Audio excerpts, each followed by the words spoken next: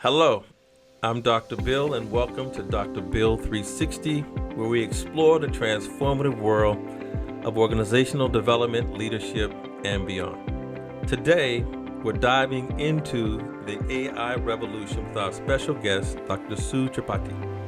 Are you ready to discover what AI means for our personal, professional, and organizational life?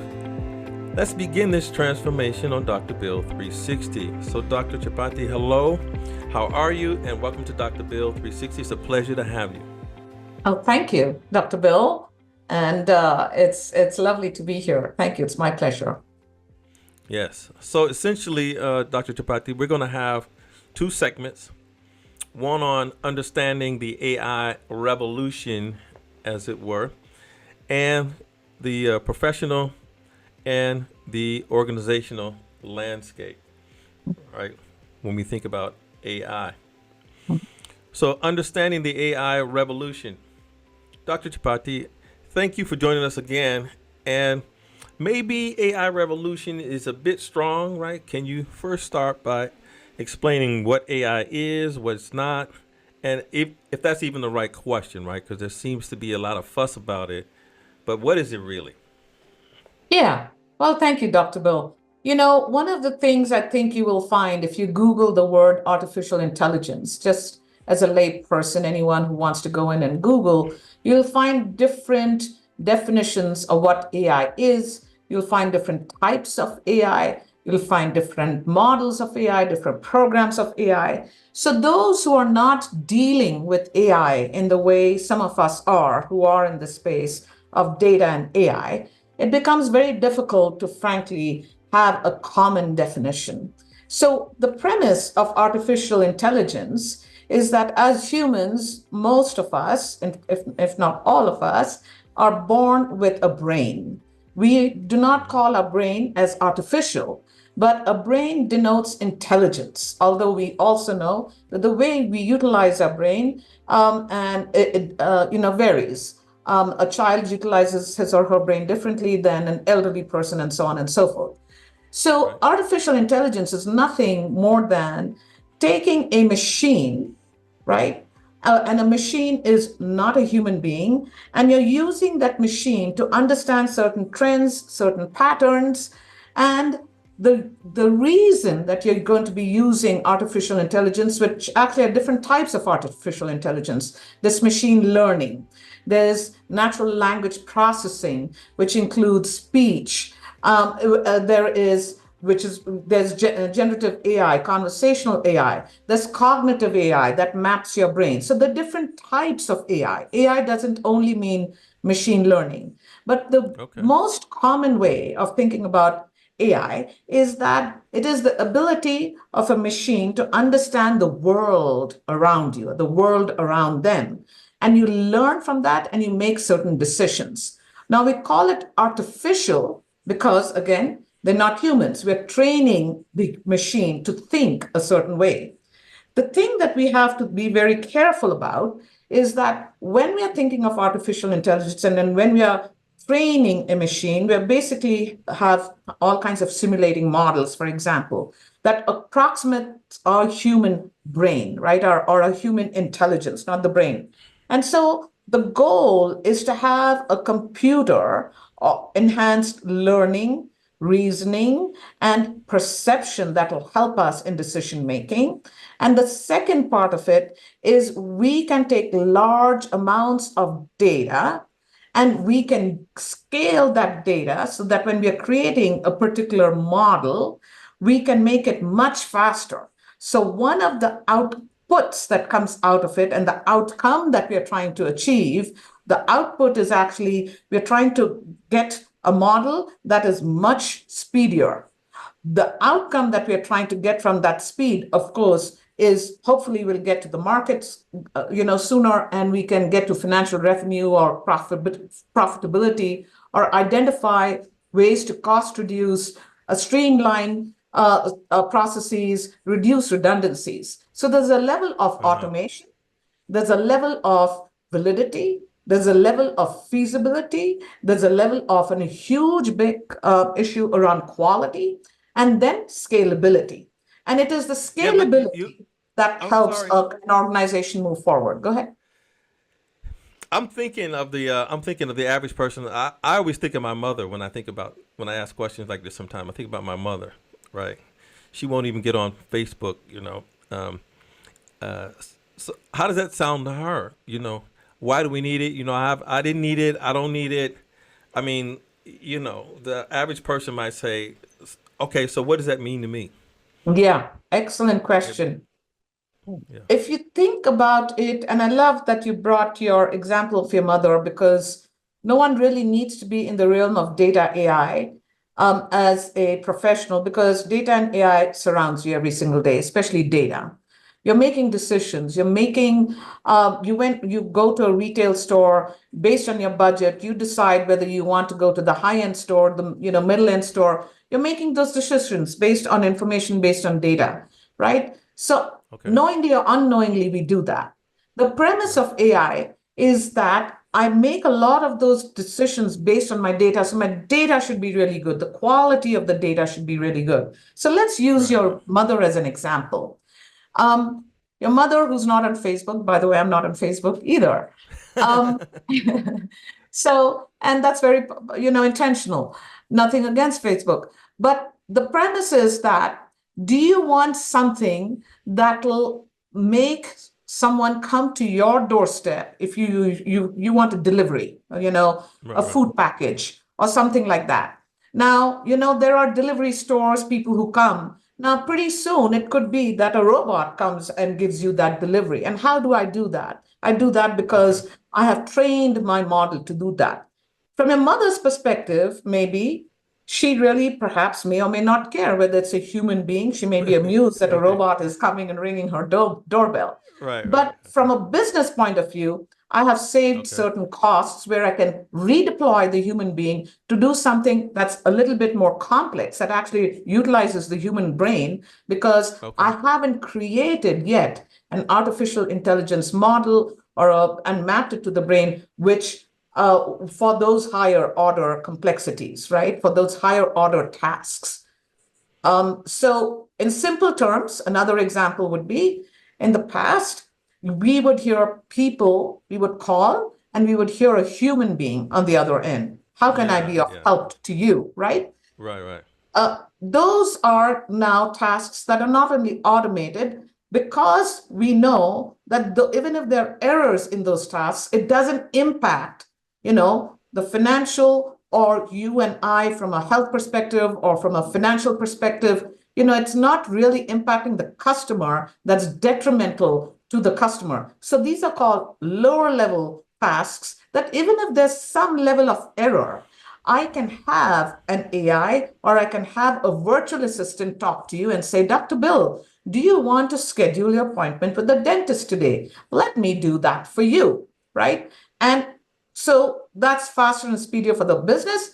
You're fine with it. However, if you want to get a referral to an to your orthopedic surgeon, you want to talk to a specialist, and that's where you want to talk Right. to a Right. human being. So there are various aspects where, whether we recognize it or not, AI has definitely filtered into a personal space, not just our professional Yeah. space. And we have accepted it without even knowing, because it's advantageous to all of us. So I loved what you asked, because in simplistic terms, no one really needs to have a correct definition of AI, as long as they Right. Okay. understand that they are actually part of this journey. So then that leads me to my next question. Then, how would you describe your role, right, as an AI leader in shaping this narrative, and what does it mean in the context of, your work in technology and maybe the future of living with AI? Yeah. So, Dr. Bill, the one thing that when you made your introduction and you said personal, professional, organizational, right? Right. So that is very, very important, because in your work, in the field that you are in, and the work that you have that you are contributing to, it is about creating a space for bringing talent together, recognizing Okay. that talent both from a personal perspective, for organizations from a professional perspective, and then, a professional and organizational, right? But remember that the unit is still the individual. We are the Okay. individuals who are also professionals. We are the individuals who also make up the institution or an organization. Collectively, we then build a culture. So I like your question about as an AI tech leader. The Okay. fundamental thing is if you take away the word AI and tech, the word is leadership.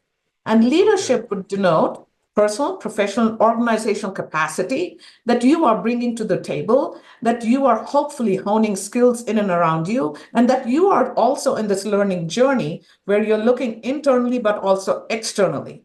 And external resources through thought leadership, through conferences, through articles that you've read, books that you may have written or heard from, podcasts, you are constantly learning. So, and the definition, according to me, as I wouldn't say in definition, the role of an AI tech leader is to take all these different aspects that you're constantly, surrounded with, and distilling it in a way where if you need to be very technical and your audience is technical, you are responding to what that technical audience is thirsty for, versus you're also talking to a business audience and they frankly couldn't to some extent couldn't care less whether it's NLP, whether it's machine learning, whether it's they just care that it's Yeah. business and that they're going to make money. And then there are other people in between who just go, I really don't care that much about data and AI. The data and AI folks live on that side of the street. I live on this side of the street. We belong to the same organization, but I really don't care about that much, with all due respect, because that's what they do. So it's the they versus us as an AI leader that I think I want to break down those silos, because the silos are all again in our brain. I don't need to be an expert, a technical expert, or a business expert, but what I need Okay. to do is allow people to feel free and be in a spot where they are fearless in asking a question on a subject that they may or may not know about, but that Okay. they know may help them in the jobs that they are doing. And that is the most critical aspect of it. It is human nature to say that until and unless I feel the impact of it or I have a need for it, Yeah. I don't have a need to learn about that, right? And the Yeah. one That's thing that we that's. all, Talk about yeah, that some more. Talk about yeah. that some more, because the asking questions. So what did you say now about that? Repeat that again about. So I'm saying that it's basically it boils down to whether or not you're going to embrace change. Think about AI as a shiny new telephone that was introduced in the late 1800s, where there were literally people, there are movies about this, where people looked at that shiny object and said, I don't know, but I'm not touching that, right? Right. And then 30 years later, they were very curious, and now you had homes that had telephones, and then you had telephone operators, and now we have evolved to where telephones are just everywhere, and all across the world, we have mobile phones and we have pictures and we rely on Google to tell us where to go. So Right. maps are now redundant, right? Because we rely on Google. So think about AI similar to that. We are in the very early stages of a massive revolution, and we are afraid that our jobs are going to go away, or we are Yeah. afraid that we are at that stage in our life where we just go, 5 more years and I'm going to retire. I can get away by not learning. But the reality is, you may get away by not learning, but it's there in your house, right? Yeah. So you may as well take advantage, frankly, and start thinking differently and saying, I only have 5 years. I've got all these smart people around me.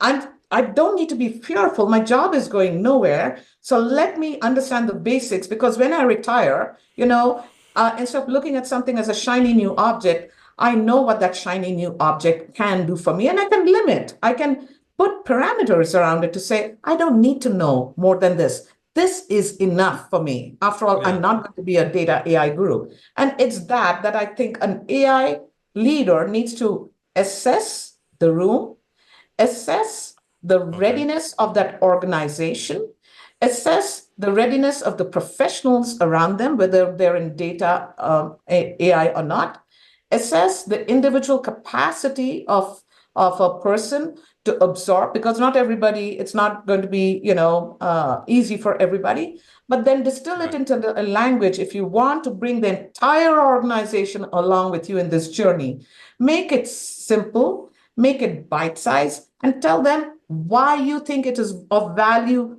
to them, and let them reflect and start asking you questions. And that's more internal. So you're doing, in a nutshell, you're doing organizational development. You're also doing change management. You're also Right. assessing the temperature and the pulse of the people that are working with you in that enterprise. But then you're also taking that same thought process outside with your external folks, with your clients, and assessing that too. Because it's impossible for anyone to Seems like a say, lot. I understand those clients' needs because I had a chat with them. You don't. You don't live in those clients' shoes. Right. Sounds like a lot.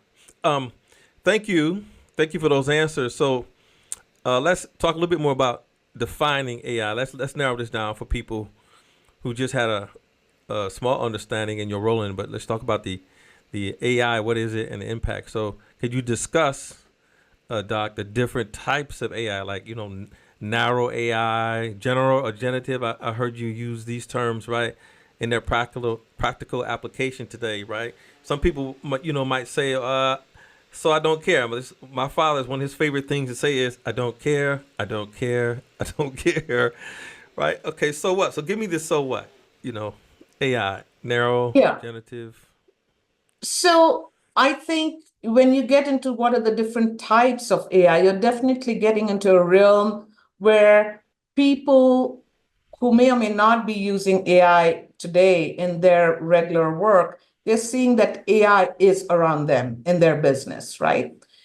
Again, to an average person who is not in that field, whose business is not that, who's nowhere around it, I don't know how much they will care about, what is a functionality AI and what is a capability AI. So let's first talk about capability AI, which is what you talked about, which is narrow AI. So narrow AI is very predefined. It doesn't have any past history. It's very focused on a particular area. So for example, Okay. I can, I'm agnostic of any company. I've worked with large companies, large multinational companies, etc. I'm not speaking on their behalf. This is just my thought leadership.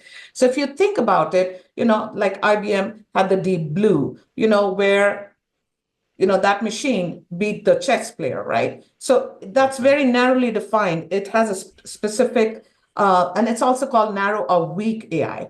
Then you have what is called general AI. General AI is much broader. We're not there yet in terms of full application of it. We are still trying to understand and teach and learn and apply that to the human brain. I referred earlier to cognitive AI, mapping the human brain completely to understand. But then everybody's brain is different. So you've got to then say, can I generalize it, right? So, and there is a lot of fear because one can Oh, suppose that I've generalized something, but to date, at least in the US and in most parts of the world, we don't have a common AI standard, that we don't have any regulation. We have AI ethics, we have fair practices, we have bias in AI, we have, but there is nothing that's going to hold you and I responsible if we go out and sell an AI solution. No one can actually come to us and say, you sold us something that only narrowly works for this part of the business, but you generalized it and you said it works for it works enterprise wide. So there is always this fear. And the fear is it could be used in some destructive ways as well, right? And so, yeah. and it has, if you look at elections, you look at what is sent out in media, and it's very difficult for an average person to discern whether that's fake or not fake. How would they know that? So there is the pros and cons to this AI, and until and unless we have regulation that regulates and holds people, enterprises accountable for what is put out there, we'll continue to see this. But in the next 10 years, I'm fairly confident, whether it's EU or North America, wherever else, we'll have a set of standards and it'll evolve as we speak. So in a You know, nutshell, capability AI is basically, your narrow AI, your general AI, and then what we call the super intelligence AI, right? So think Yeah, I've heard about, of that. I've heard you of know, that. and again, that we are again not there yet. You will hear instances or examples of where people are building something, but the application of that is not yet universal. And that is good Here's because this is quite, here's go ahead. something though. So narrow. I think of things like, for example, what is it? The grammar check, Grammarly, right? I think of stuff like that. Grammarly. People say, "Oh no, I don't use AI. I don't use." I said, "Do you use Grammarly?" And they said, Yeah. "Oh, that's different. That's different." But I thought you Yeah. were against AI. Yeah. See, people are using AI and don't even realize that they're using Correct. it, right? You know. Correct. So I Correct. thought that was interesting. They're like, "Oh, the sky will fall if you use AI." I said, "You use Grammarly, don't you?" Right? Okay. Yeah. Which I thought was interesting. But when you talk about general AI and things like that, I think about if they're so scared of it, because here's this issue now, with Meta and using data, right, and things like that, and ethics and all this kind of stuff. I think about, okay, as humans, if you want to go sell lemonade, if you want to go sell whatever, no one try to regulate you for selling, other than you can't poison people and all that. But but now, but now, when a AI wants to do it, now it's got to be a whole bunch of regulations. And what I was thinking about was this um, limiting Meta from training on data. They were saying, "Oh, that's plagiarism," blah blah blah. I said, "Okay, so when you go to school and learn, go to the library and use all that material growing up, right? Is that plagiarism? Oh no, no, no, no, that's different." And I would say, how is that different? The the AI is using the same library or taking in the same information you take in, but when you do it, it's okay. But when the AI does it, somehow it's wrong. You know. Anyway, that leads me to my next question here. So Right? What are some? if I may just add to what you said. So the Yeah. fundamental difference, and that's a very good example, a very concrete example, is when I went to school, for example, we didn't have AI, right? At least I didn't have AI. AI came much Right. later. AI has been around. Let's just put it this way. AI has been around. It's being developed, and in the way we see it used widespread today, that's what I mean to say when I went to school, it wasn't this widespread, right?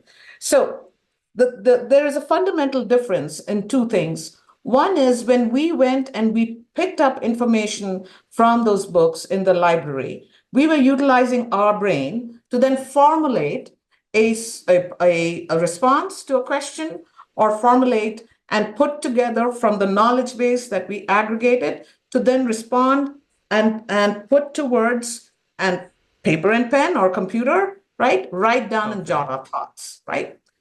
Right. With AI, again, it's about speed. It takes all of that much quicker, much faster.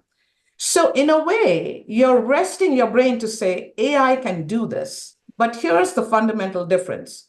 Is AI giving you the knowledge base that you needed to have? So instead of looking at 10 books, it may be looking actually at 50.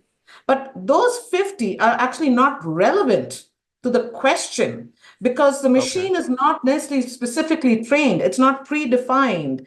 So if you keep it very broad, it'll bring everything else. And now you have what I call redundancies or things that are really not relevant. And so you will find you actually, this is a fun task for people to do. Ask a question, use ChatGPT, right? And ChatGPT will give you a lot of information, but one, that information is dated.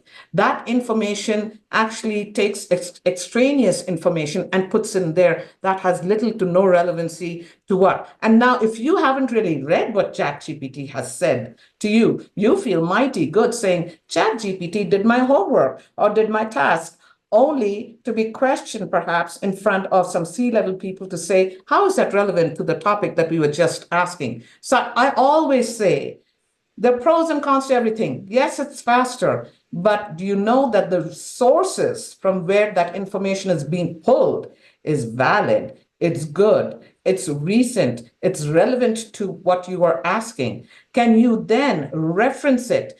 And so you be your own auditor in a way. You become your Okay. own auditor to audit before you go ahead and present it to anybody, especially if you're a key decision maker. Yeah, So the pros and for cons to sure. everything. Yeah, Yeah, I always say he who frames the question frames the answer. So you complaining about the answer Chat GPT gave you, but you didn't frame the question correctly, or you could have correct, framed it better. You could correct, have framed it better. correct, correct. Yeah. So what misconceptions, right? We just talked about some of that with AI that you often encounter, right? For example, we just talked about the plagiarism and the world is coming to an end and that kind of stuff. Yeah. So you were kind of So, talking about that. so I think we may have alluded it to in as part of our conversation. One is the fear that AI is going to come and take my job away, right? And so I'm not a data person. I'm not an AI person. I'm in HR. A lot of my information is being automated, and I'm at the lower rung of in the HR totem pole. And gosh, my job is going away. Your job is going nowhere. Your job will only go if you believe that you're going to be static in life and you're forever going to have that job. None of us Okay. want that. None of us want Okay. that, right? When we're younger, we understand we don't have experiences. We may not have the educational or the skill sets. So we go and upscale our skills. Either it's provided through work or we invest in ourselves and we go to school. So it's nothing more than that, right? So the first thing is to say, if you believe your job is going to go away, then I think your fear is going to come true. If you change Got your it. mindset to say, this is the job that I do, and what I do, I really do well. However, my next in the next 5 years, here are the three things that I want to learn that will also help me in improving my income. It's learning plus financial plus quality. The moment you put yourself out there and you acquire one or two technical skills, you don't need to be a data guru, you don't need to be an AI guru. But the moment you upskill, you are more marketable. That is just the nature of any Yeah. era that you take 1950s, 60s, 70s, 80s, 90s. We all had that fear, right? Now, the issue then is through that process, you'll find out whether or not you really want to get into the business of AI instead of fearing AI and make it enhance because people have fantastic brains. Most people on this planet, if not all, are very talented. What we are prone to do in business, in the business world, is we don't speak up because we are fearful. What are we fearful for? Of not about our new learning. We're fearful that we don't want to look stupid in front of what will people think of us, right? The fact that I don't know something, what if someone thinks, oh my God, I thought Dr. T knew a lot more. The moment you say the people around you are smart, some are much smarter than you, but the fact that you're asking a question shows curiosity, allows the other party to think, wow, I had not thought about that. What you asked earlier, how you framed the question, the iterative process of getting to the root of what it is that you're trying to seek. The moment you do that, you are allowing yourself to think, to expand your understanding and your memory and your knowledge. And this is what AI is about. AI is nothing where someone should fear and say, oh, I don't know that there were different types of data. Remember, AI, remember I said there's capability and there's functionality. And it is all, I mean, eventually, whether it's super intelligent AI, whether it's cognitive AI, it is about the human brain. So your brain is equally important to anyone in this universe as Dr. Bill and Yeah. Dr. Seuss. You are no less. So the moment you think differently, right? I think you open yourself up to saying, I tried that, I didn't like it, but at least I tried. Or I tried You it and I like this aspect of it,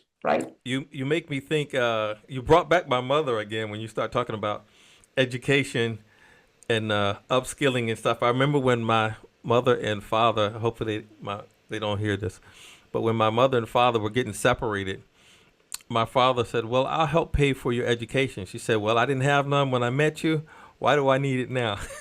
you know, which was kind of funny, but not funny. But she said, why do you think I need education, right? I didn't have it when I met you.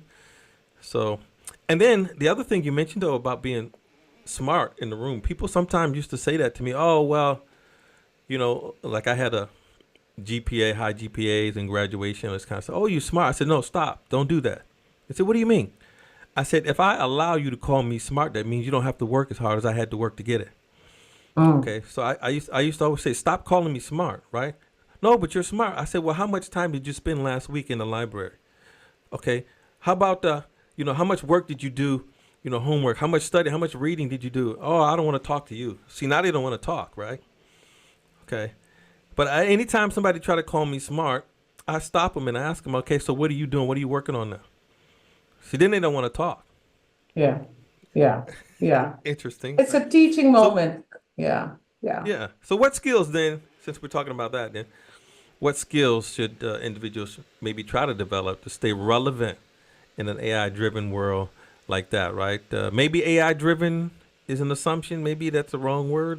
Yeah, Data-driven or, people, so that's another verbiage that I haven't understood. It's like we are data driven, we are AI driven.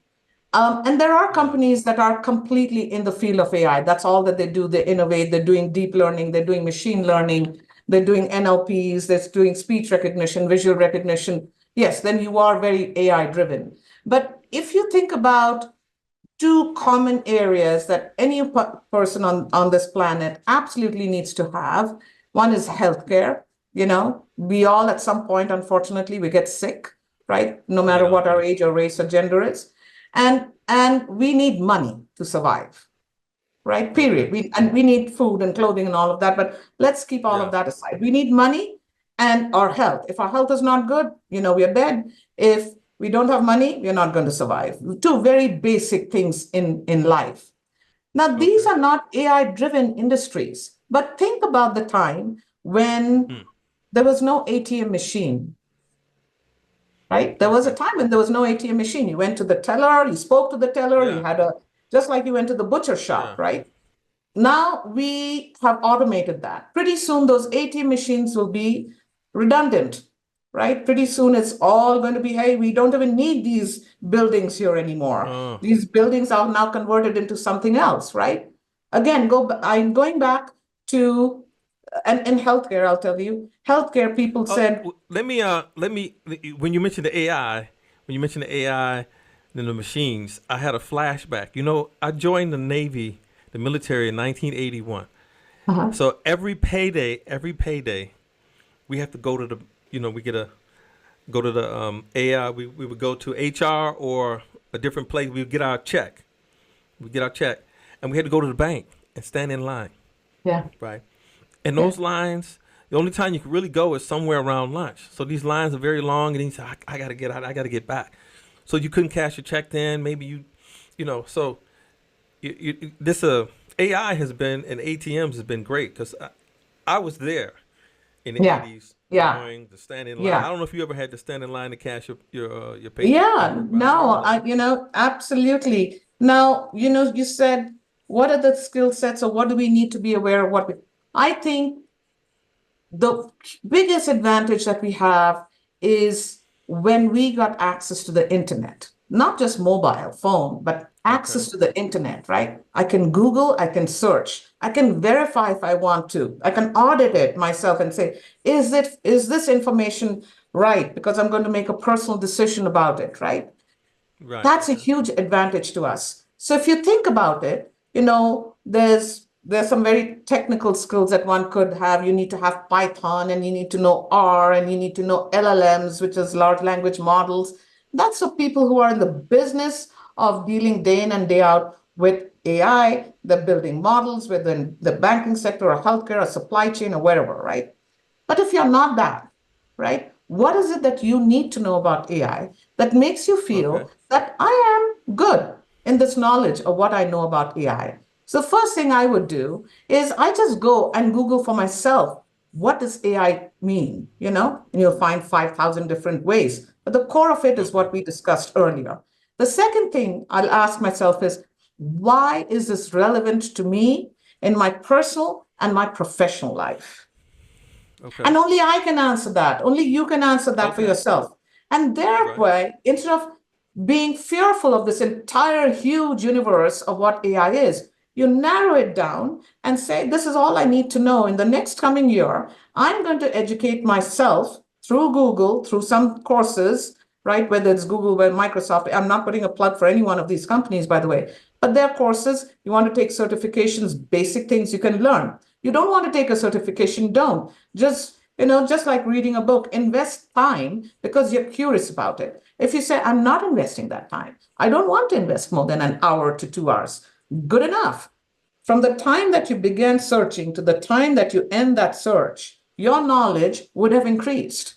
Period. In those 2 hours. When you sat down, you knew nothing about AI. When you left, you knew, the total somewhat what AI is, what are the different types of AI. You understood maybe the applications of it. You were curious, so you're in banking, so you found out about how it's applied in banking, and maybe you are a teller or whatever role that you have, right? And in that within that banking community, then you go, oh, I see now how AI is going to help my business. And that's all you want to take for that day because you want to go watch a movie. 3 days later, you're curious and you say, is AI in my personal space? Like you were asking earlier. And then you find, oh, I didn't know that that's powered by AI. Oh, that's what AI powered means.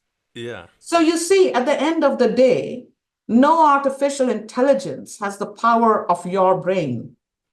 But the moment you surrender and say, artificial intelligence is smarter than my day-to-day thinking, my day-to-day functioning, what I want from this life, is the day you actually are, the word probably is too strong, you're defeating yourself. And you shouldn't do that because where you're coming is from a place of fear. You're saying, oh my God, my job is going to be taken away. Oh my God, Dr. Sue is far more intelligent than I am. Oh my God, Dr. Bill is far more intelligent than I am. But to your point, where you said earlier, it's a learning opportunity. So to me, it's less about the technicalities of it because there are going to be people who are very smart and they'll go and even innovate and invent, and they're highly, that is what they do, that is what they want to do, and they have fun doing it. But if it's purely for knowledge and improving your knowledge, do it. You don't need to be a guru in that. You don't Yeah. even need to know everything about AI. Just know about how it impacts you. If you answer those two questions, I guarantee that over a period of time, you'll want to participate in a conversation by the water cooler. Just like when people talk about sports and you're not into baseball or you're not into football, right? Or you feel that you're culturally different, you feel that your accent is different, you feel that because you're male or female, you're not part of something. Well, if you want to participate and you're curious about it, Google, just listen, express your thoughts and move on. Now you're part of that culture, you're part of that community. And that goes back to what you said earlier: personal, organizational, professional. You are part So of that speaking of organization. professional, speaking of professional, that's the next section actually of this first segment is the professional impact, enhancing personal and professional development, right? And providing some examples. Before I ask you about some examples, I have some examples that kind of go to this last question and this question about what they can do. I mean, if you have someone who collects data, for example, it could be a secretary, it could be anybody, it could be an LMS that gives you a Excel CSV file. The data that you collect is very important. People should know that, not just for you, but for AI. So, because when you ask AI to do something, they're going to ask you maybe for the data. Where's it come from? The Excel spreadsheet or from somewhere? And that data that you put into that spreadsheet, if it's I don't want to call it garbage in, garbage out, right? You know, and so even if you don't want to do the high end, AI stuff, I got to tell you, it's very important the data that you input into these databases and Excel spreadsheet. Don't just put garbage in there. For example, in the date column, right? You put date, month, hour, minute, seconds. Now, what is the AI going to do with the hour and the seconds? So I have to clean that stuff. I said, man, you mean you don't have a month column and a date column? So now I have to go in there and manipulate the data and that's maybe one of 30 or 40 or 70 columns of all kinds of stuff you put in there. And so even if you don't want to do the high end, AI stuff, I would submit to you that the job that you do in collecting data is very important. It is very important. Absolutely. I couldn't have said it better. The collection of data, the verification of that data, which is, I mentioned redundancies, right? Data that is not relevant to the AI model that you're trying to build. However, in the same example that you gave, if you were to turn that for healthcare, it could become very relevant. When was this heart attack? At what time? What was the geolocation? Which attending physician was there? Or what kind of Yeah. care was given, right? It becomes extremely important. What kind of medications were given? I know that I cannot give the medication that I'm thinking of giving right now because I have to wait for another 45 minutes because, it could have repercussions. However, in some other areas, it's absolutely redundant. So you have to think about that context. So that's very, very, very important. So I think your question was about professional development. If was that the Personal, question? personal, professional, personal and professional. But even for health, even for healthcare, I have to think predicting cancer. Taking 17, 70 something variables or whatever it may be, and trying to predict whether or not this person is benign or malignant.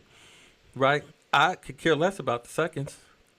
Yeah. you know, Yeah. I have So enough. I'll Yeah. give you another example.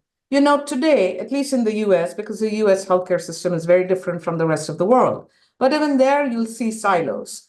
I'm going to a specialist and he or she has my x-ray. Then I'm going to the radiologist, he or she has my x-ray. Then I'm going to the orthopedic surgeon, he or she has my Okay. x-ray, right? Yeah. Yeah. Now, Yeah. remember that we're still one person, right? It's Right. it's the Right. mental and the physical together, right? So one way of putting that all together is to say, can I Okay. take all the x-rays for Dr. T and put it all in one spot so that it becomes Okay. a central hub, and then the one specialist here who never corresponded with the orthopedic can actually talk to each other, right? Now you Okay. you mentioned a very, very, very, very important point about data, right?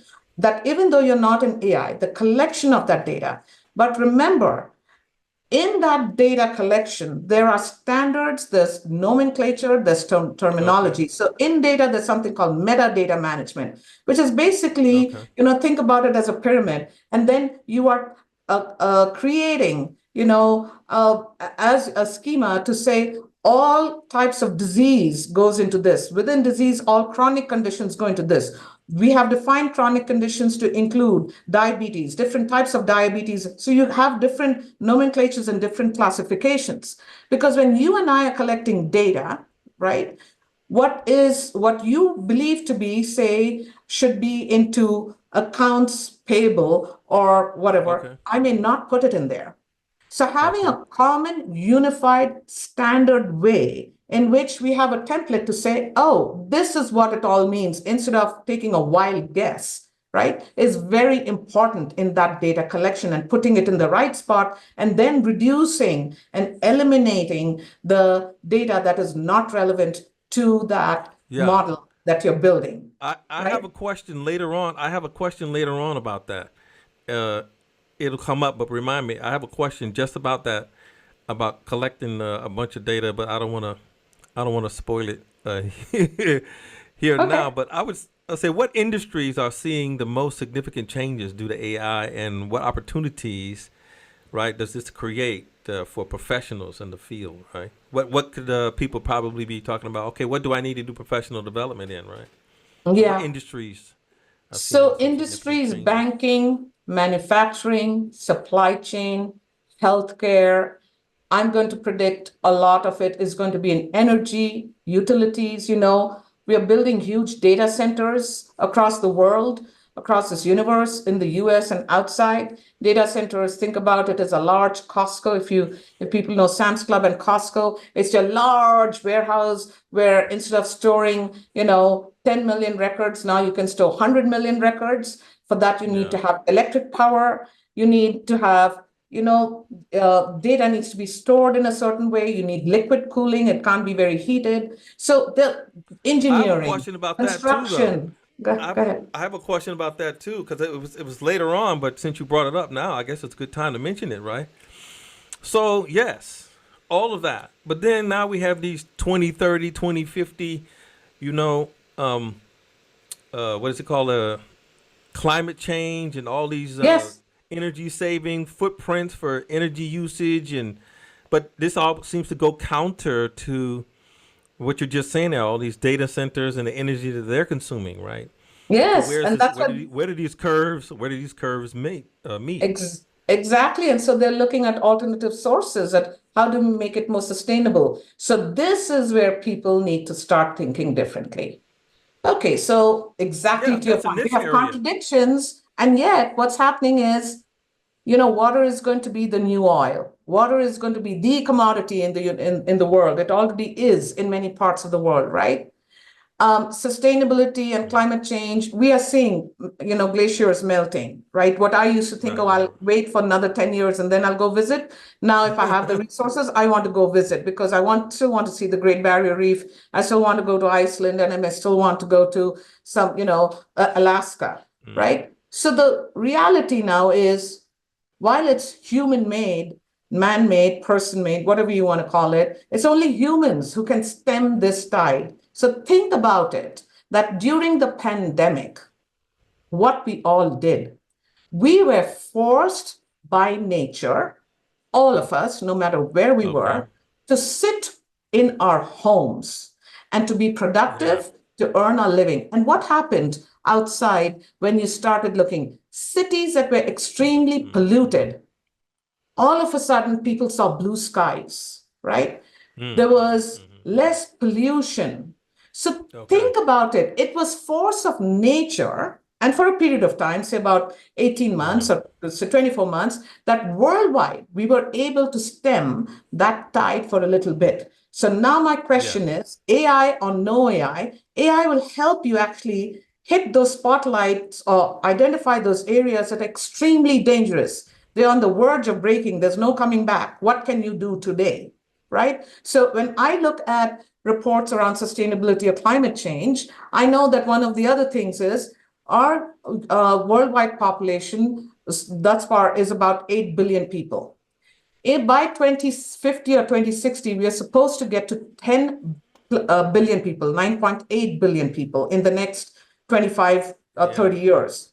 There are That's a also lot. reports on the other side that says because of the climate change, there are going to be countries and places that are just going to submerge and they're going to be no longer in existence. So, one report I read, for example, in the next 50 years, a country like Bangladesh it's not going to exist anymore.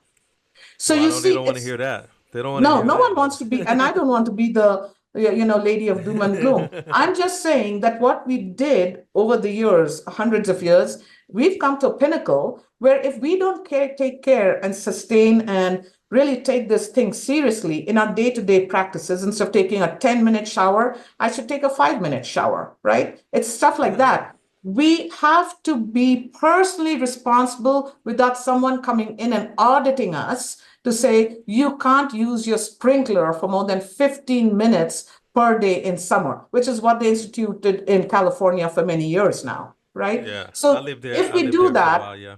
yeah. So I think, when you say professional and personal, one of the things that we have to think, which we haven't done perhaps, because we've become a very isolated society, this has the advent of technology, AI is good. On the other hand, we forgot to communicate with each other as human beings. We forgot to think about what does Dr. Bill need, right?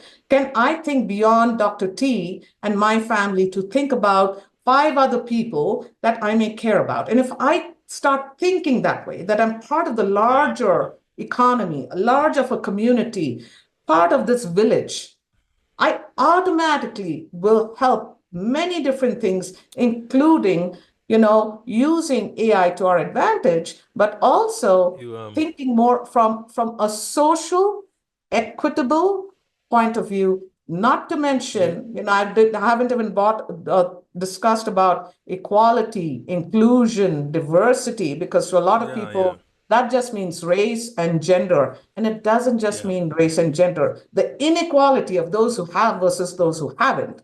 unfortunately, in the world, if you look at it, you can see a clear demarcation by race and by gender. So it's got nothing to do with education. Basic things are not available to them, and yet we're going to hold them equally responsible for all the changes that some of us have made in this world, right? And that's not You fair. you you also you keep making me have these flashbacks when you were talking about 5 minute showers instead of 10 minute showers because I was in the military. I was in submarines, and that's exactly we actually knew how many gallons of water we were supposed to use per man per day, right? And so we have to used to have to take different types of showers. You turn on the water, you get wet, turn the shower off, soap up, basically, turn on the water, and get out, Yeah, right? there you go. Yeah, submarine showers. And if you was to take even a 5 minute shower, when you come out, everybody was going Hollywood, Hollywood. You're taking a Hollywood shower. But we're not asking everybody to take military showers or submarine No, showers. But no. yeah, We are just asking people to think if they could, if it's possible, because it may not be possible. People are in crisis, people have all kinds of issues, mental health issues, isolation issues, people are lonely. I was reading something about John Putnam in the late 1990s, early 2000. He Putnam, who is had that? Who is that? John Putnam, he is a Harvard professor who wrote about social capital. And Okay, there was a time when, irrespective of your ideology, whether you're a Democrat or a Green or whether you were a Republican, people actually did come together and they would have conversations for the larger good of society, for the larger good of the country, right? And John okay, Putnam actually has pictures, and he's a very sober kind of, he's a sociologist, anthropologist, who said one of the things that we are doing, and he predicted what was going to happen in 25 years later, which is where we are. And so he was asked to come back and revise this, is we have become so isolated and so into our own cocoon that we have forgotten the uh, value of what it is to be part of a village. you make a point which I was going to mention earlier, but I said, nah, I don't want to digress. But since you just came back to that, I think I'm going to mention it because I remember a while ago I read when you were talking about ATM machines, talking about automation, okay, and I was telling you about standing in line to cash my check. See, back in the day, we would go to the grocery shop or the grocery store, and we'd stand in line. We'd have to wait. The cashier is on that manual, cashier thing, and we had time to talk to one another. Hey, John, hi, Bill, how you doing? Socializing. Yes. You go to the library, the same thing. You waiting in line, but now you have all this automation. Boom, the lines are clear. Okay, Yeah. socialization. Community is less. And I don't want to blame it all on automation, but you get the point. Now, everybody can stay at home now. That's part of it. I don't know if you agree with that. Yeah, no, I agree. That's a But part here of it. again, you could convert this actually a negative into a positive. So think about it this way. The repercussions of being isolated, and forget about mental health for a little bit. You talked about retail, you talked about library. We can say automation has allowed us to become very efficient. However, the downside of it is we're not interacting, and because of that, the social isolation, etc., has a health effect or other kinds of effect as well, right? You can take that same thing and now you can create an AI model, and you can say, hey, what are some of the ways in which, by looking at these various survey data, talking to people, and in 2000 we found that social isolation was 20%, but now it's doubled in 25 years, 40%. And here's the impact, financial quality of life impact, blah, blah, blah, on different systems, right? What can my AI model, if I put in certain factors, tell me on how I create, a social environment where people are feeling heard, listened, and acknowledged? That's the genesis of, frankly, free will, free thinking, free speech without Heard, interrupting something. You can create those models heard. and create What'd space you for say? that, right? You say heard, and what are we trying to I get to? said Being heard, heard, listened, listen, listen to. I'm listening. Hearing is not listening. Okay. All right. right?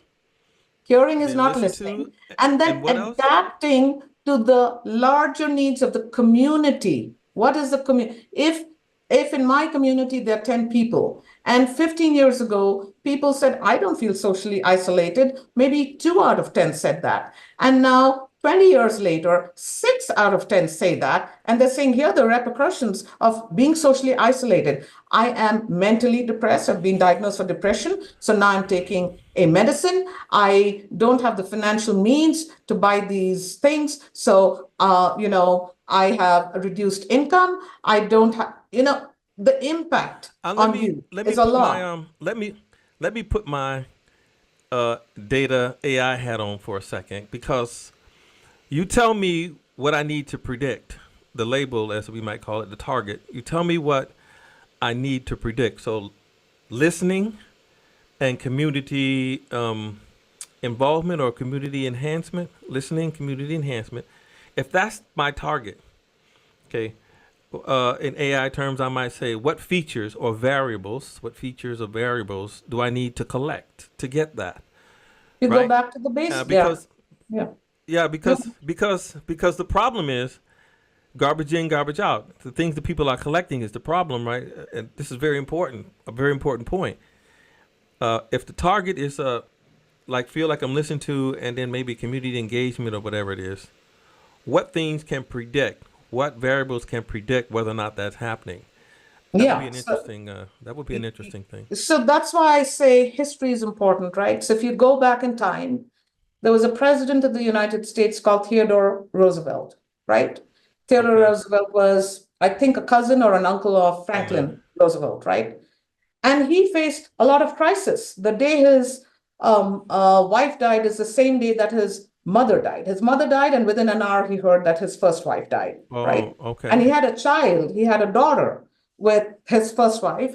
And then he came to the West, he came to Colorado, and that's why he's frankly known in the place. I live in Colorado. And so, now he began something called the National Civic League. And the National Civic League is the genesis Okay. of civic Okay. engagement. And what I'm Okay. saying is basically a village is a That's a model. That's a model. You mentioned exactly, these. You mentioned the word model. exactly. I know people thinking some kind of Yeah. So tech thing, yeah, no, right? so it's back to the basics. So when you say, how do I know that, what is the input that I need to have in order to know whether or not I'm making a change in engagement, in civic engagement, in people being happy or people being less, angry or whatever it is. There was a reason why many years ago, decades ago, people felt they belonged. When you are trying to Okay. measure some, in this case, one of the things, the key metric that we're trying to say is really a metric of how much whoever you are, how much do you feel that you belong to the communities that you live in? Because the moment you feel you belong and you feel that you're included, two different things, by the way, belonging and inclusion are two different things. I belong doesn't mean I'm included. The moment I say What do included, you mean I by mean, that? What do you mean so by that? inclusion is I'm heard, people are listening, and people may take an action based on some of the suggestions I am making, right? Inclusion doesn't mean that I'm a token representation in a meeting, in a council, right? I may be the only I'm only a female and person of color, and that's a token representation. But if I belong to that council, but I gave suggestions, and for a period of time, say 3 years, none of my suggestions were ever, um, embedded in the larger policy, on the larger framework, or any procedures. I know that I am not included. I don't feel included in that circle. Eventually, I'll feel I don't belong to that circle also. So I isolate May myself. So I'll just finish this one point. So I'll go back to Theodore Roosevelt's model, which was if you okay. want to engage in communities, and we very well know that each community Right. across America, I'll just use America as an example, the composition is different. Okay. People think different, people are of different faiths, etc., etc. But there is a common denominator. And what is that denominator? That you are a citizen of this country. right? So one Okay. way of engagement is by saying volunteerism. You don't need to belong to a church or to a synagogue or to a temple or whatever, right? Volunteerism, people are in need. So volunteerism is a Okay. very Yeah. unique societal attribute or an Okay. indicator where even today, to date, as late as 2024, one of the requirements to graduate from high school is the number of hours you have put in volunteering. And it is a word of Yeah. honor. There's no auditing here. That is a very, very American concept. That is a one indicator, volunteerism, of civic engagement, Well, right? Now, there are multiple I wouldn't other just say indicators like that. I wouldn't just say American because you always be making me have these flashbacks, but I think about Sadhguru, right? I'm sure you've probably heard Yeah, this yeah, name yeah, before, right? yeah, yeah. Um, a guy was talking about he stood up in the audience, asked a question about what should I be doing? What is my purpose? Blah blah. He went on, and our Sadhguru interrupted him. He says, "Man, how arrogant of you to be talking about some higher purpose is right in front of you. Where are you? The community, like you were talking about the community that you're in, right? The need, all those. Your purpose is right in front of you. Stop looking for some greater, grander thing." And it just when you mentioned that, it just kind of had a flashback to some Yeah, Sadhguru. and and so what Theodore Roosevelt did with this National Civic League is he tried to bring communities together, and then over time, what happened is he started giving awards to different communities who are doing sustainability. Someone's doing something for lower income. Someone is creating parks and recreation, whatever, right? So there are these community awards that still exist today, but they're relying on people of those communities. There's no payment per se, it's all volunteerism on the social capital of that community. And so now you're going to Mm. ask me, are there some attributes, or are there some uniform ways in which I can measure social capital, irrespective of whether I'm living in a all black community, an all white community, an all brown community, an all purple community, an LGBT community? It shouldn't matter, because social I capital. would So, ask you what are the that. components of the social capital that I can just measure across the board that tells me that these Before I ask you communities that, are indicate are before I attributes? ask you that though, you mentioned a few things that just went right by about some features you mentioned. Right, we're talking about predicting these things, but you actually mentioned about four of them. I think there about social capital. You mentioned what else? You mentioned about four things that can predict the thing features, as I call them. Right, when you were just talking So, about it, you mentioned about three or four of them just now. so I think so, and this is not new. I'm no guru in this, but essentially what I'm saying is the reason I brought Theodore Roosevelt is Theodore Roosevelt's whole premise was about social capital. He didn't phrase it as social Yeah. capital. He called it. John Putnam, 100 years later, comes and says, we rely on the communities. If we rely only on government to do things for us, then we are going to be in a sorry state. It doesn't matter which part of the world you are. We Agree. have to help each Agree. other. Agree.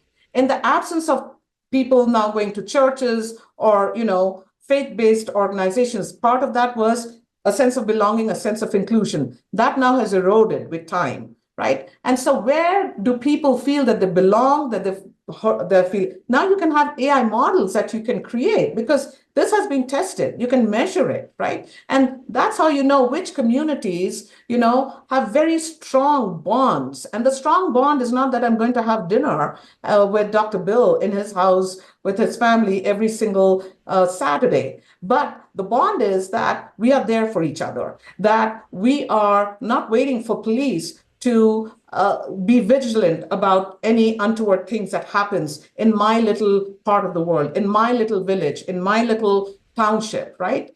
That is part of the social capital, and that social capital exists no matter where you go. So the question is, can I build and reverse this social isolation, the detriment of, That's a good question. technology, to take advantage of it as well? That's a good question. And we are. I thought I was going to get through to into segment two, but we are Oh, we never actually. did. Okay. Yeah, we never actually did. We some of the things we talked about actually are in segment two. Okay. But we did cover a lot of that. But we are about out of time, and we will have to actually take this up maybe in another part, Yeah, let's right? do this because I think the more we talk about how AI can help you personally in your personal space professionally, but also the moment you step out of the house, you're part of a larger community, whether you like it or not. You're going to the grocery store, you're part of that community. That grocery store exists within your community, right? And I think Yeah. this is all fundamental to us as human beings to say, how can I rewire my brain before I get caught and I'm resistant to this change? Why can't I proactively embrace some of these changes where AI may actually help us, right? And I can be a Yeah. leader in promoting something within my community to help all of us. Yeah. We'll have to talk about that in the next segment. So I'll have to say, for now, thank you, Dr. Tripathi, Thank you, for Dr. Bill. sharing these invaluable insights on AI and its transformative impact for our listeners. Right, remember that understanding and integrating AI into our personal, professional, and organizational lives can be a powerful step towards staying future ready. You can visit, our website on ciwlearning.net, and also Google me on Dr. Bill 360 for more transformative discussions. Until next time, keep learning, keep growing, and here's to your 360-degree transformation. Thank you, Dr. Bill. Very nice. Thank you. Yeah, yeah. Thanks for tuning in. Don't forget to hit that subscribe button.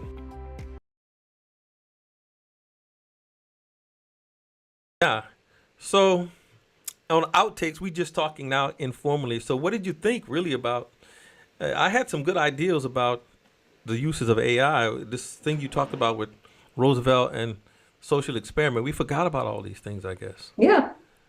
Exactly. You know why? Because we've been asked to and socialized to compartmentalize ourselves as two separate human beings. One, we have a personal face. Second, we have a professional face, right? The reality is there Okay. are no two faces. We are who you are. We are. Second, I'll give you a very concrete example. In healthcare, the way, at least in the US, funding is done is there's funding for mental health and then there's funding for medical health. It's still one person who needs both, maybe, right? Right. And the Right. Right. pandemic taught us that, right? Okay. Where before the pandemic, the United States government had reduced funding to the point that mental health was bare bones. Today, it has given a lot more because they realize that as long as people are happy, that the cost of keeping the entire population, say 50% of the population is depression, intervening is much more costly than prevention. And this goes back to being Okay. isolated. I don't feel I belong. I don't feel I'm being heard. I don't You feel know, I'm a black man and I am afraid that. I mean, I know stories of where I have friends who happen to be black people. I don't go and choose people based on their race or gender. That is not how I was raised by anthropologist parents. I traveled in the remotest parts of your villages, parents were still with them. anthropologists. Your Yes, parents were yes, anthropologists. and therefore I was able to blend into any society anywhere. You give me a loaf of bread, I'm fine. You don't give me anything as long as I have water, I'm fine. You But get me to you a talked about being five-star hotel, isolated. I'm fine with that too. You talked about being isolated. Okay, you keep making me have these flashbacks. But when you mention isolation, I keep thinking about. I read an article once about a doctor who was in the AI and robotics, and she was doing research with these old folks' homes, for a better word. Maybe there's a better word for it. Retirement homes. Okay, and they were making, maybe dolphins, Mhm. penguins, dogs. They were making these robotics for the elderly, and they would respond. Like if you pet it, they would move, and the robotics, and she take data, and if you read her article, I don't remember her name. Maybe I can get it, but she said after a while she's taking data, and she says this is not right, and she was full on robotics before that, but then she was saying those, robotics that the elderly are petting and responding to as if they're real. Then she started thinking ethically, that's wrong. They're not real. And some people said, well, it served its purpose. They're not lonely anymore, and it's helping them, to recover. But then she said, no, that's not right. What's happening here? They're not real. I don't know. What do you think about that? I really don't have an opinion on that because, when it comes to the elderly and depending on the health status of that individual, if you, for example, have Alzheimer's, which eventually turns into dementia, right? It matters little because what you're trying to do is to keep that brain from going full-blown dementia. And one way of doing that is to keep your brain active. So if you're Okay. using these kinds of tools, right, that are not real, right, but it's simulated enough where you feel that it's real and it's helping that patient to keep that patient, functional, then absolutely yes, right? So it's the intent. It's real. AI is not bad. AI is very good. But the issue again is not AI. The issue is actually humans because we have ill intent sometimes and we will use that very same thing to actually destroy the good intent of what we thought AI could do and use it for our own Oh, okay. practices. I'm going to do So, cyber threat. I'm going to put fake news outside. I'm going to do imagery where you wouldn't, if you're not sophisticated enough, which most of us, frankly, if you're not in the space, how would we know? We believe, yeah, Dr. Bill said that. Dr. Bill never said that. so you make a good point here. I think going back to ethics, though. So the ethics necessarily isn't for the AI. The ethics is for the people. If Absolutely. Absolutely. uh-huh. What is the yardstick of human ethics? And no, now you're going to get into freedom of speech. How dare you come up with ethics in healthcare is there. Ethics in the business sense is there. So certain things you and I and the rest of the world just cannot do because we felt like doing it. We can't just go penny pinch and take $1 million out because we had access to $1 million, right? We'd be behind bars. So those kinds of ethic laws and regulations are there in most parts of Right, the world. right, But right. other than that, what you and I are talking about, no, there is no ethics because what I believe to be ethical, you may just come to me and say that is not ethical. That is not the definition of ethics. Now we have a fundamental So problem it's not in the how we are AI. defining ethics. So it's necessarily not the AI. The AI is not the villain then. No, the villain, if there's a villain, it's going to be humans. It's just like saying, I have my data quality is good and I have reduced bias in data. Now, there are many examples. I shall not say, I'm not going to Framingham and I'm not going to how people were duped, 70 years ago into saying you're part of this experiment, and they experimented only on, a subpopulation of the US who had no rights to vote.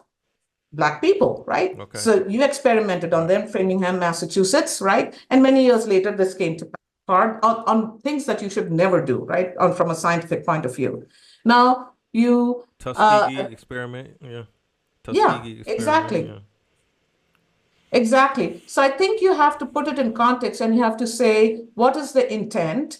And then do we have a standard uniform way of understanding, what this means, the nomenclature, again, metadata management, is a standard way in which I'm collecting this information. So I shall not name names, but very recently I was in a meeting and they are building a fabulous AI team, large MNC. And so they said, Okay. well, we have all of this. Yeah, we have Microsoft and all of that, but we have our own and we are this large MNC and great. And we are assessing, we are taking information and input from these leaders and other folks within the organization.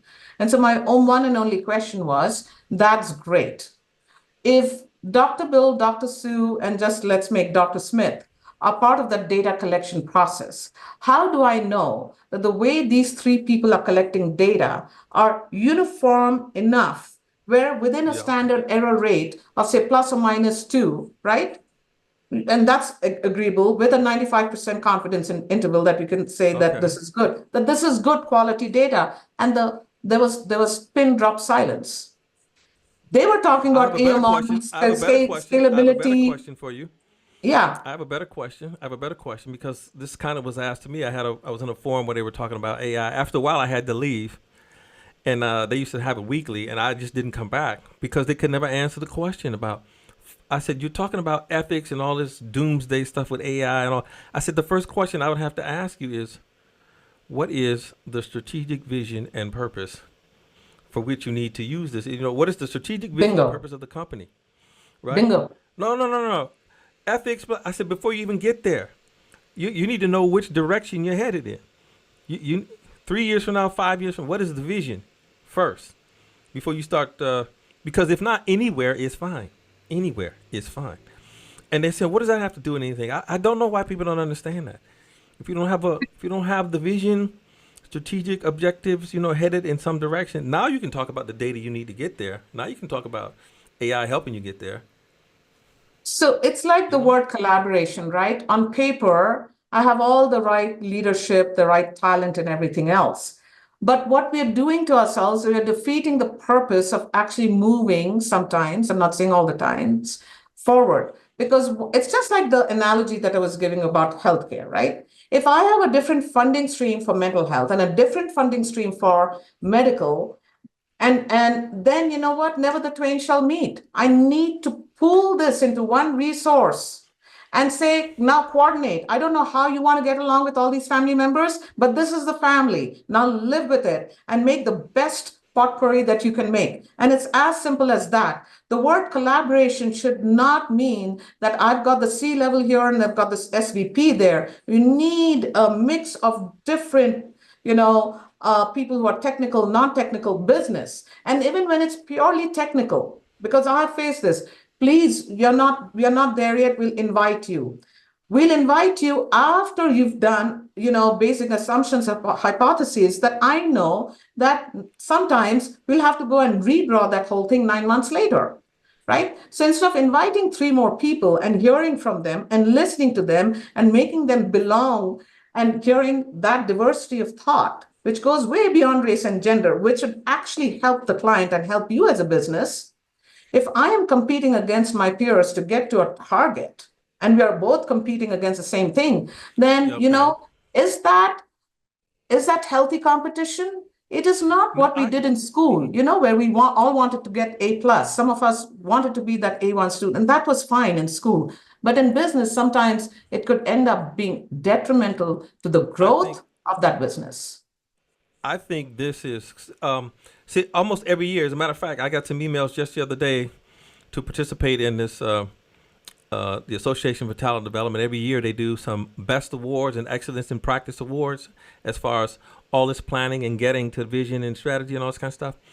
But this year, I think I'm not going to do it. It's just too much. But the point here is, what it comes down to is we need leadership, strategic leadership. So one of the first things I look at when I'm sifting through all this data is the message, the briefing, the message that the CEO gave, like in let's say a town hall meeting. What was that vision? What was the pitch in there? Because this sets the tone, leadership as we call it. I remember in the Navy we used to have something called noodle theory. I've mentioned this before, noodle theory and string theory. Like if you put a piece of noodle on the table and you push on the sides, it's just going to go in and in and in until you take it from the top and pull it, and everything else follows straight behind. That person is the CEO, right? Who sets the tone, and from setting that picture, people can take their cues from. But if you have chaos, the only person you can point to is the CEO, in my opinion, because you Yeah. didn't give that. Yeah, and to some extent, even though people will say, "Oh my God, she wants everybody to be part of military." If you think about the Navy, Air Force, or military, armed forces, right? There is discipline for a reason, and there is a reason why you have to surrender yourself, the individual you, for the purposes of the larger team. You will never win war if you say, but I'm a better shooter. I'm a better, captain in the Navy. There's no better, right? The captain is only as good as his or her team is. The same thing with the, Right, right. so there is an element and there are consequences. Here is the fundamental difference of being in defense versus, civil society, which is you're fighting for your country, you're preserving the Mm-hmm. security of the country, and you are a Mm-hmm. collective part of the country, and we value your service, but you are not bigger than the collective we. There Right, is no I. right, And there are right. consequences if you just keep promoting just yourself. Yes. In Right. the non-defense world, which is most where we live, there is actually award for, in the pretext of a collective we, the award is given to the I. You see what I'm saying? Because there are no consequences if I Yeah, yeah. play a certain game, as long as my team members and I come across, as smart people and getting in the revenue at the cost of someone else, it's okay because that's capitalism, right? So, in one hand, I Yeah. understand that. On the other hand, you can't really take the everything that you do on the defense side, but you can take the tenets of what it is to be part of a team, just like in A sports. team. And that's why A you have team. a sports leader, a captain of that team, right? And if you are an outstanding person within that team, but you're not the leader, an outstanding team member actually will always think about much more than himself or herself, unless it's a solo sport like golf or Yeah. tennis, something like that, right?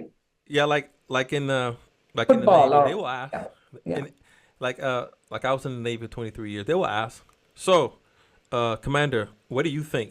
I said, sir, you really don't want to know what I think. I said, yes, I want to know. I said, no, you don't. He said, yes, I do. And so I would tell him, and he says, well, don't you think? I said, no, sir, I don't think that. You just asked me, what do I think?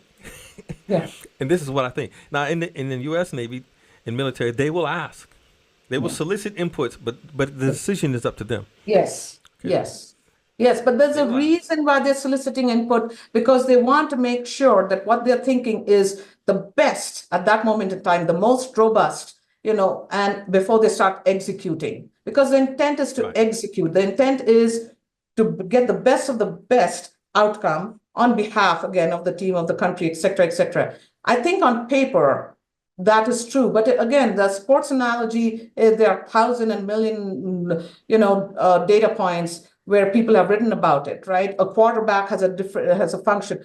When you are going in before it's the second quarter, you're constantly changing formations, right? You're assessing. What are Right. you Right. doing? Right. You're assessing your opponent and you're changing based on that, right? The coach is giving you can take exactly that and apply that in business too, because even with the same client that you believe you know really well, you don't because you don't know what happened to that client that day when that client may have had a dressing down from the CEO of the company saying, where is the $40 million? Why are we behind so much this quarter? You don't know, right?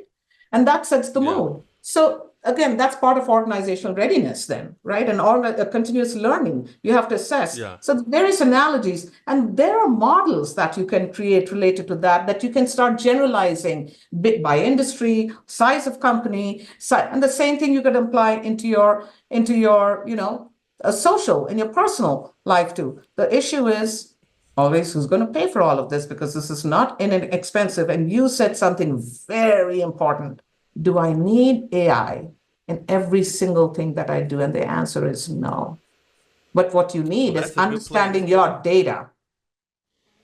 That sounds like a good place to leave it for the outtakes included, and we'll pick up uh, Wonderful. probably next time in the next segment talking about Yes. professional organization. Maybe we can get the AI. So I'm Okay. gonna And you'll let me know. look And I forward. think you've got it scheduled for whenever, but we can talk offline.